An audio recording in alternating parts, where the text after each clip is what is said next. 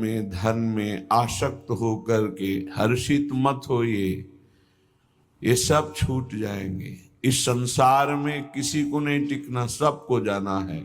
इसलिए हे भाई, उद्दंडता नहीं, मनमानी आचरण नहीं, प्रभु का आश्रय लेकर धर्म आचरण करते हुए नाम जप करो, जीवन का परम मंगल हो जाएगा। उपासक अपने इंद्रिय मन को किसी भी उत्सव का निमित्त बनाकर, किसी आनंद में प्रफुल्लित होकर या किसी विक्षेप को प्राप्त होकर कभी किसी विषय को स्वीकार न करे। बहुत ध्यान से सुनना, एक दिन की छूट तुम्हारे जीवन भर के लिए वो संस्कार रूप में फांसी बन जाएगी। ऐसी जगह आपको फंसा देगी, निकलना मुश्किल हो जाएगा। फंसना सहज है, निकलना मुश्किल है। हर भोग एक विशाल अथाह दलदल है, धंसते चले जाओगे, निकलना कठिन है। इस बात को दिमाग में चाहे लिख लो या डायरी पे लिख लो। हर भोग माया का ऐसा दलदल है कि जो इसमें एक बार चखने के लिए कूदा वो धंसता चला गया। गुरु कृपा, हरि कृपा निकाल ले तो निकाल ले, या निकला हुआ महापुरुष निकाल ले, अन्यथा वो उसमें डूब ही जाता है। ऐसा दलदल है। वह श्री जी का कृपा पात्र है, आज नहीं तो कल वो महापुरुष बन जाएगा। अर्थात जो महापुरुषों की गति वो उसे प्राप्त हो जाएगी। वो धामवासी है, प्रियाजू ने स्वीकार किया है। आपका क्या अधिकार है कि आप उस पर दोष दर्शन करें? तो कह रहे हैं जो वृंदावन धाम में वास करते हैं उनके दृष्ट दोषों को दिखाई दे रहा है। ऐसा नहीं कि नहीं दिखाई दे रहा, आप आरोप लगा रहे हैं, दिखाई दे रहा है। दृष्ट दोषों को सत्य मान करके वर्णन करते हैं, उनकी निंदा करते हैं, तो आपका भाग्य दुर्भाग्य में बदल जाएगा। यदि आप ये विचार करके कि श्री जी के लाड़िले हैं, इनकी बाहरी बात है पर इनके ऊपर बहुत कृपा है, आज नहीं तो कल ये सब सुधर जाएंगे क्योंकि लाडली जी के कृपा पात्र हैं, बात बन गई।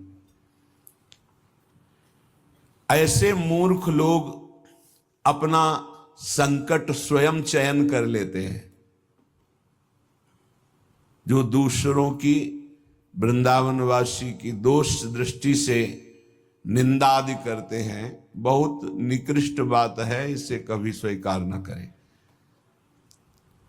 सच्ची कहते हैं, देखो अपने सब पावन भूमि में बैठे हैं, निंदा तो अपनी करनी चाहिए।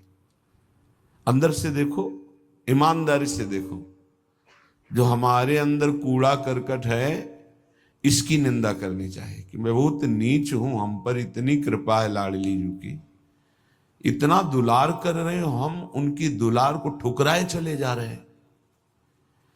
वो कह रहे हैं दाहिने चलो, हम बाएं बढ़ते चले जा रहे हैं, पर वो कृपा ही करती जा रही है। हम कभी एकांत में बैठकर नहीं रोए मैं कितना नीच अपराधी हूं कि अपने इतने करुणा में स्वामी का विरोध कर रहा हूं, उनके विरुद्ध चल रहा हूं, जबकि प्रतिकूलस्य विसर्जनम, बिल्कुल विसर्जन कर देना, आज के बाद कोई गलती नहीं होगी। पर हम गलती पे गलती करे जा रहे हैं। श्री जी इस बार माफ कर दो, आगे से फिर किया, श्री जी इस बार माफ कर दो, फिर वही वो माफ करती चली जा रही। हमसे गलती होती। जब हम ये देखेंगे तो हम दूसरे को देखने लायक ही नहीं। हम क्या दूसरे को देखें? हम अच्छे हों तो दूसरे को देखें, और जब सच्चाई में तुम अच्छे हो जाओगे तो दूसरे के दोष नहीं दिखाई देंगे, सब में अपने प्रभु दिखाई देंगे।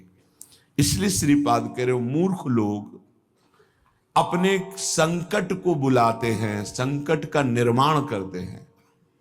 ये बहुत भयावह बात है कि किसी वैष्णव या किसी वृंदावनवासी की निंदा बिल्कुल भूलकर मत करना। ये ब्रजवासी जन भगवान के लाड़िले हैं। देवराज इंद्र को भ्रम हो गया, घुटनों पे आ गए, तब भगवान ने क्षमा किया। जाओ, त्रिभुवन पति घुटनों पे बैठे थे इसी रज में। ये जो गोविंद कुंड है ना, घुटनों पर थे, नाथ क्षमा कर दो, जाओ। ऐसा अहंकार मत करो कि तुम्हारे द्वारा पूरी सृष्टि चल रही है। ये ब्रजवासी हमारे प्राण हैं, अगर इनको कोई संकट तो फिर हम उसको महासंकट में डाल देंगे।